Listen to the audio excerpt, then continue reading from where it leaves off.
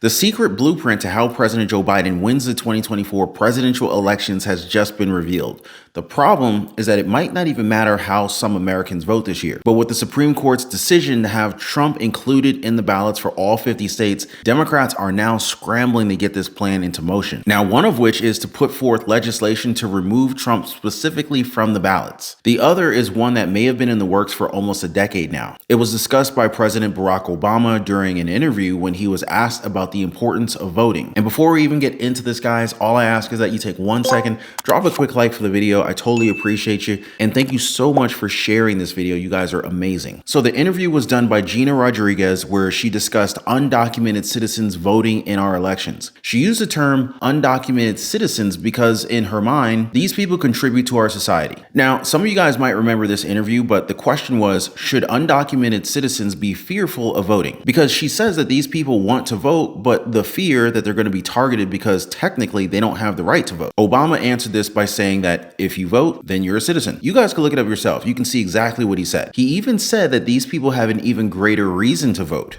If you want to vote and you show up at your polling place, they can't stop you from voting. They can't stop you from voting. The fact of the matter is that we give our power away all the time. You know, we tell ourselves, oh, it's hard, it's not going to matter, it's not going to count.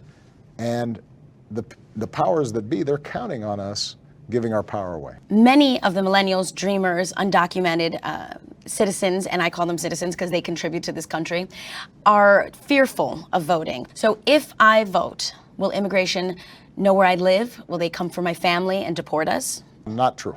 Okay. And the reason is, first of all, when you vote, you are a citizen yourself, and there is not a situation where the voting rolls somehow are transferred over and people start investigating, etc.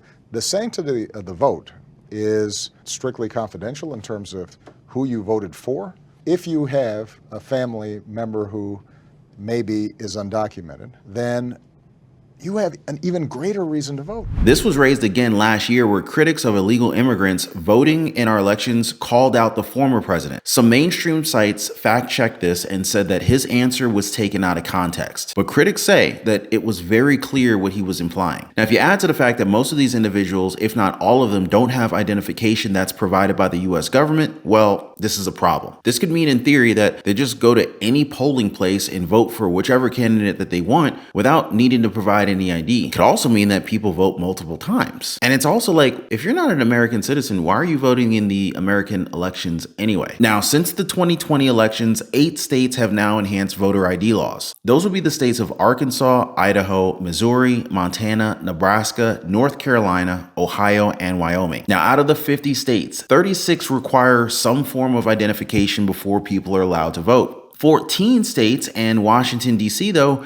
they did not abide by these rules. But if you asked American citizens, a vast majority of voters prefer having the requirement to show an ID. Surveys from 2022 show that 8 out of 10 American voters prefer ID laws. The reasoning behind this is very simple. It's because these votes will affect American citizens. It's going to affect our lives in the future. More recent surveys show that 75% of voters prefer these laws, with 60% of Democrats agreeing with them. But this does not work for some of those in office. Attorney General Merrick Garland, he actually voted that he would push back on these voter ID laws. He's insinuating that these laws are racist by nature, although many analysts are speculating that he's referring to illegal immigrants and not people of color, and that the target demographic here would be purple states, states that want to switch into blue for 2024. Swing states are critical for every federal election because there are times that the difference in numbers is minuscule, which leads to a problem because, as we know, the Biden administration has welcomed in millions of illegal immigrants through our borders. But of course, this can be refuted, right? They can just go ahead and say that,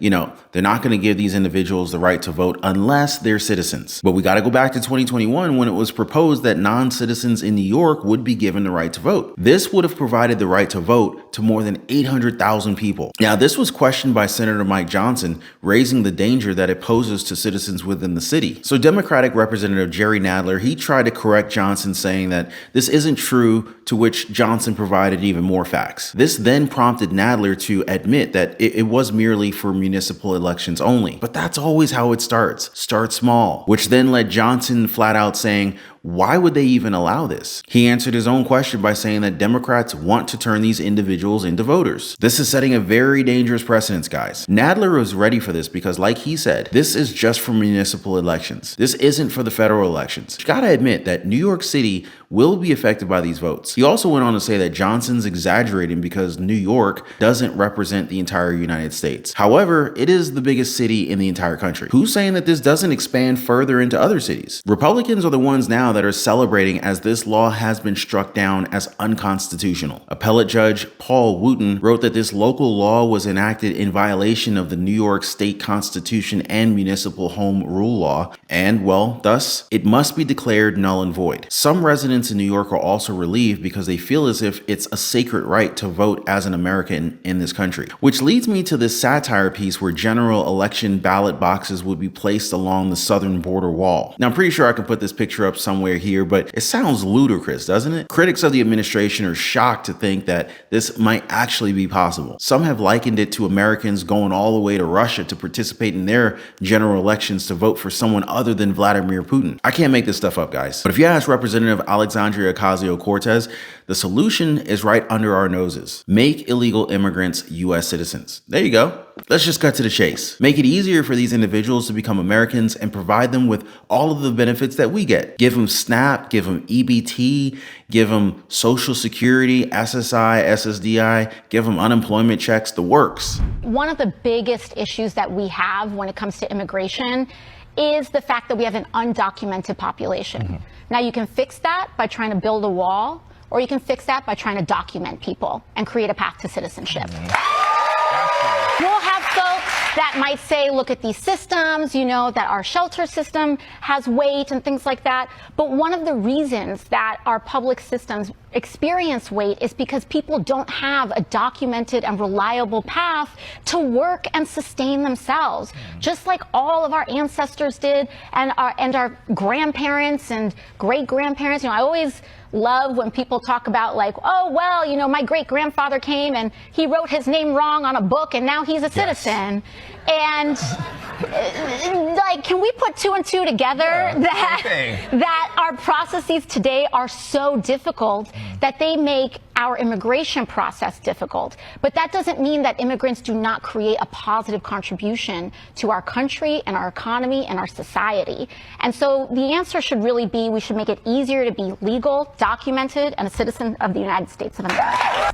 We are, however, seeing a change with the language already, as they don't want them being called illegal immigrants. The acceptable term now would be newcomers. Now, that's how AOC sees this issue being solved. But of course, if these options won't be available to the current administration, then there's always Plan B. So Plan B is something that we discussed earlier, and it's getting rid of Trump's name in the ballots altogether. U.S. Representatives Debbie Wasserman Schultz and Jamie Raskin, they're challenging the Supreme Court by modifying a legislation that would remove Donald Trump from the presidential race. Now, it's a bill that's aimed at barring individuals who may have violated their oath to protect the Constitution, either by engaging in insurrection or rebellion. Now, as we all know, they have dubbed Trump as the insurrectionist for the January 6th Capitol attack. However, this opens up something that's very controversial. Some experts believe that this will lead to a little bit of back and forth between both parties when it comes to legislation. While most, if not all of them, won't even see the light of day, we could see both Democrats and Republicans put forth some legislation